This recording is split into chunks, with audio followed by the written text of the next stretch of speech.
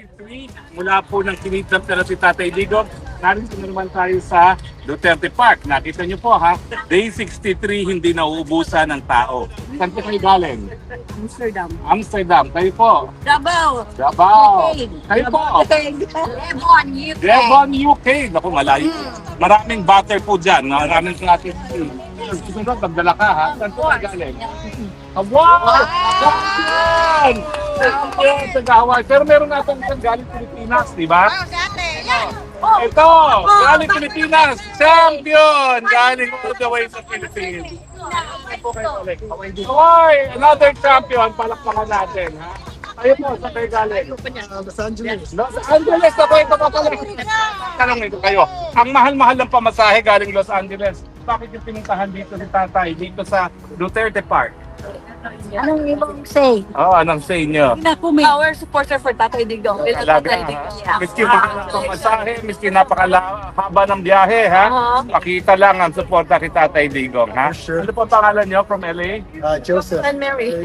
No, Ay, ang balita namin, yung Lisa Tanas, nandun sa inyong bayan na LA. Totoo ba yan? Hanapin natin. Pero anyway, masaya po ngayon ang mga nasa Duterte Park dahil bagamat nakakulong ang ating Tatay Digong, nagwagi by landslide si Tatay Digong bilang alkalde ng Davao. So ngayon po, meron kaming celebration! Come on! Yes. Hindi lang po yan, no? Nagwagi rin by landslide ang mga kaanak ng Duterte for congressman ng 3rd District, Pulong Duterte! At lahat ng kanilang alyado, kasama na yung anak ni Kong Pulong na si Kong Omar Duterte! At yung kanilang napaka-loyal na kanilang kaalyado, si Congressman Ungab ay nanalo rin bilang kongresista. So palakpakan po natin ang lahat ng Duterte, ang Davao solid Duterte pa rin. Sorry na lang yung mga nangarap na burahin ng Duterte sa Davao. At siyempre, celebration din. Dahil anong nangyari sa mga kaalyado ni Marcos? Nasaan sila ngayon?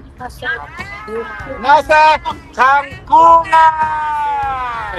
Kantakin ninyo, matapos ng bilyon-bilyones, baka nga trilyones na ayuda para sila'y manalo, ang alyansa, di 5 po ang nahalal sa Senado. Now, ilan po ang nanggaling sa hanay natin? Well, 5 rin po, pero meron 2 dilawan. Pero ang ibig sabihin nito, bagamat bilyon-bilyon ang ginamit nila pambili ng boto, hindi po sapat yan. Matalino ng Pilipino, kangkungan ka na, Bongbong Marcos. Banga! Diba? Tapos na ang iyong mga maliligayang araw. Bagamat naririyan ka pa, wala ka ng pangil. Wala ka ng pangil. Kahit anong gawin mo, hindi mo na pwedeng supilin ang taong bayan. Dahil nagsalita ng taong bayan, kangkungan ang Marcos Jr. Now, pag-usapan natin yung 2 dilawan na nakapasok. Ano ba ang ibig sabihin na nakapasok yung 2 dilawan? Well, yan po ay malinaw na ebidensya na nagkaroon na ng pagsasani puwersa ang mga loyalista ni Bangag at ang mga dilawan. Otherwise, saan manggagaling yung boto ng 2 dilawan, no? Unang-una po, ha? Tandaan niyo po. Sa ating analysis, 3 po yan. 14, 14, 14. Duterte, Marcos, and Dilawan. So, ang ibig sabihin lang po yan, kung dilawan lang, hindi sapat. So, nangyari, nakipagsani puwersa ang mga Bangag dito sa mga dilawan. Ano pa ang pruweba na nagsani puwersa sila? Yung akbayan ni, ano bang pangalan ng akbayan na Senadora? Ang pangalan ay si Ontiveros. Huwag natin kalimutan. Abay, number 1. Pwede ba mag-number 1 yan kung hindi nagsani puwersa ang mga kadiliman sa kasamaan? So, nagsani puwersa ang kadiliman at kasamaan, yan ang resulta. Nag-number 1 ang akbayan na Ontiveros. At wag din mo natin kakalimutan, nakapasok din si Leila de Lima si Lai, ano pangalan ni Laila? Lailay de Lima. Bakit? Dahil nga sa pagsasali puwersa ng mga kadiliman at kasamaan na tinatawag natin mga loyalista at dilawan. Pero anong ibig sabihin pa rin yan? Ang ibig sabihin pa rin yan, maski sila'y nagsanib puwersa, hindi pa rin nila nagiba ang Duterte. Yan. At ang magandang balita, abay, maski gusto nilang tanggalin ang ating Inday Sara Duterte, wala na po silang boto para tanggalin siya pagdating na impeachment trial. Bakit? Bilangin natin. 5 ang nanalo sa atin ngayon. 5. Bongo, Sila rin. De La Rosa, Marcoleta, Marcoleta. Villar, Marcos. Marcos. Meron pa tayong isa na Robin Padilla. Ngayon, sino pa yung mga nanunungkulan ngayon? Well, nandyan po yung 2 Cayetano. Oh, yes. Nandyan po ang Joel Villanueva. Nandyan po ang 2 Estrada. 11 na po yan na sa tingin ko boboto para kay Inday Sara. Bakit? Kasi 11 yan, lahat yan pinangampanya ni Inday Sara kung hindi ng 2016 ng 2019. Diba? So tingin ko, wala na po yung impeachment na yan. At mga kaibigan, ang masaya, yung mga walang ya sa akin sa WAD Committee, bye-bye! Ubadero, bye-bye! Abang, ano yun? Sino yun? Benny, Abante, bye-bye! Paduano, bye-bye! At saka mga kampon ni Joe Masison na nangarap mag-senador, si Castro, bye-bye! Sino pa yung isa? Si yung isa pang babae, Rosas, bye-bye! Ayan, basura. O, kita nyo na ha, akala nyo mananahimik ang mga Duterte. Hindi po, ginamit ang Duterte na kanilang kapangyarihan sa balota. Pagamat, siyempre, lahat tayo nanghihinayang dahil marami sa ating mga kasama ang hindi talaga pumasok. At sa tingin ko, mas marami dapat sa 5 ang pumasok. Pero ang importante po, pagdating ng Hunyo, wala na silang boto para tanggaling si Inday Sara Duterte. At ang titingnan na natin ngayon, ang 2028. Pero ako po, hindi ako makakantay. Kayo ba makakantay pa? Kung nung dati sa kasagsagan na kapangyarihan ni Marcos Jr., napahina natin siya. Ngayon pa kaya na wala na siyang pangil? Ibig sabihin po ngayon, alam niyo ba ibig sabihin ng lame duck?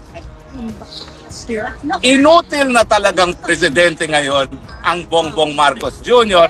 dahil wala na siyang kasagsagan na puwersa, siya po ngayon ay inutil. Hindi nakapagpanalo ng mayorya man lang ng kanyang mga kandidato. Alam niyo pa ho, pinakamasakit, yung kanyang partido na PFP, Bokya ang nanalo. Walang nanalong PFP. Dahil ang PFP si Tolentino. Bye-bye! Sino pa ba yung mga PFP? Sino pa? Si Revilla. Bye-bye! Mantakin nyo, mga re-electionista na basura dahil nga sa ginawa nila. Abalos! Bye-bye! Yan ang pinakamasarap na bye-bye, Abalos, di ba? So, yan po ang katotohanan ngayon. Wala ng pangil. Kung dati, inutil ang Marcos Jr. dahil sa kasagsagan ng kanyang kapangyarihan, wala siyang nagawa sa bayan. Ngayon, wala na talaga siyang silbi. Kaya nga ako, mga kababayan, hindi po illegal na mangarap na mas maaga ang termino ni Inday Sara dahil nasa taong bayan ang tunay na soberenya, ang desisyon kung talagang mag-aantay pa ng 2028 o hindi. Kayo ba mag-aantay pa? Hindi! Mag-aantay pa kayo? Kayo. Mag-aantay pa kayo? Hindi! Kayo, mag-aantay pa kayo 2028? Ikaw, ma'am! Kayo po, mag-aantay pa? Sino gusto mag-aantay hanggang 2028 bago si Sara dito? Topic niyo sa akin. Nasa kapangyarihan po natin yan. 2 beses na natin na paikli ang termino ng isang presidente. So, kapangyarihan po natin yan at yan po ay legal. Yan po isang ayon sa saligang batas. Kapag lalong-lalo na kung ang presidente ay walang nasa tamang pag-iisip.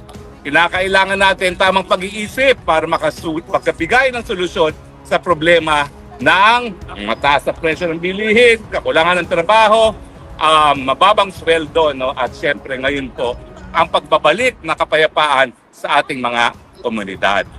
Pero hayaan na natin ngayon dyan ang mga vangad bilang pagdiriwang. Alam niyo ba ang mga seveningin moves? Alam niyo ba yon?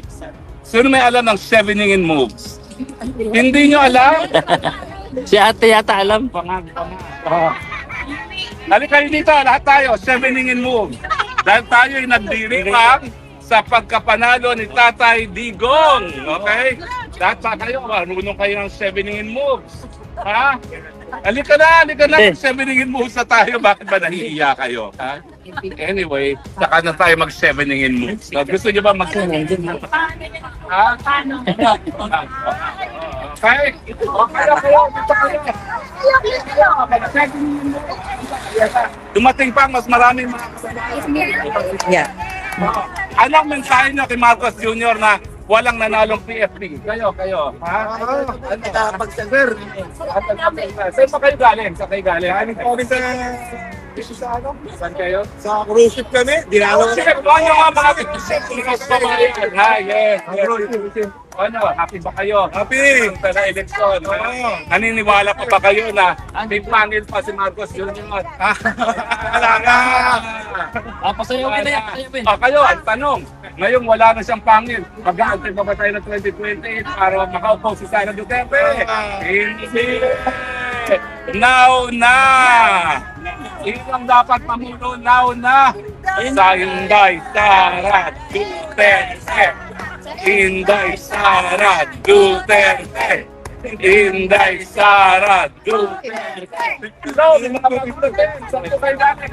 Kaya dito. Welcome, Saan po kayo galing? Sa kayo galing, sir? Alaska! Oh, naku, mukhang ito ang bagong champion. Oh, picture mo na. Okay. Layo, Alaska. Okay. Tayo, pero ang tanong ko, marunong ba kayo ng mga 7 moves? Ayan.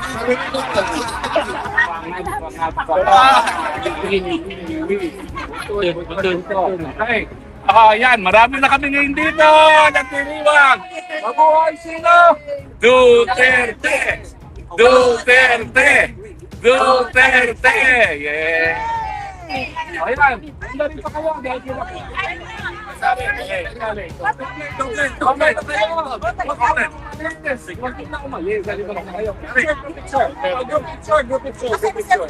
Group picture from Dublin. Here. Halika, group picture tayo. Picture kayo. Group namin, ha? Group picture tayo. Group picture. Group picture, come on. Come on. Group picture. Kita niyo po yan, ha? 63 days and counting, naririto pa rin ang mga Pilipino nagpapakita ng suporta at pagmamahal kay Tatay Digong. Hindi po yan natitigil. Nakikita niyo ba? Ang dami na naman namin ngayon dito. Maaga pa. Tingnan mo. Nakita niyo yung mga dumarating sa ano? Mga dumpling. Ito tayo pag-picture kay Tatay Digong kaya. Ito tayo, picture. Picture everyone. Picture. Ayan, come on. Picture. Upo ka na kung ano. Ayun na naman kayo. Pangag. Duterte!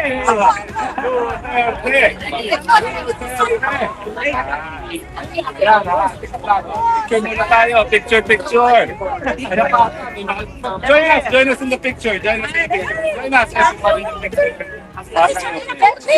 I-aircraft na lang nila yung picture. Marami tayo. Ano na si Duterte? Pero kayo, picture. Ayan, well ako, naka-video po ha. Ito po ha, day 63. Nagdududa pa ba kayo kung bakit nanalo ang mga Duterte at ang mga tao ni Duterte sa eleksyon? Dahil narami pong nagmamahal dahil ang Pilipinas under Duterte, hindi po Pilipinas ngayon na lantaran ng krimen, lantaran pong pagkagutom, ang pinakamatinding pagkagutom ng napakatagal na panahon na. Picture muna! Picture! Yay!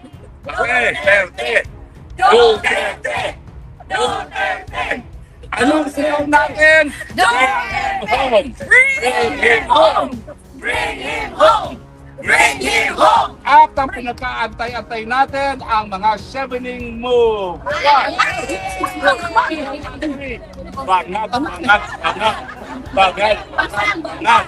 Banat, banat, banat. Iwi! Iwi, iwi, iwi, iwi, iwi. Iwi, iwi, iwi. Putot, putot, putot, putot. Putot, putot, putot. Putot, putot, putot. Yan po ha. Took 63 days. Pero ang aming ano bring him home. Bring him home. Bring him home. Bring him home. We're reporting live po from Chapinigin, Duterte Park, sa likod ng Duterte Wall. Ito po ang spok ng bayan nagsasabi, we love you Philippines, we love you Tatay Digong, you're the only country we have, you're the only country we love. God bless the Philippines.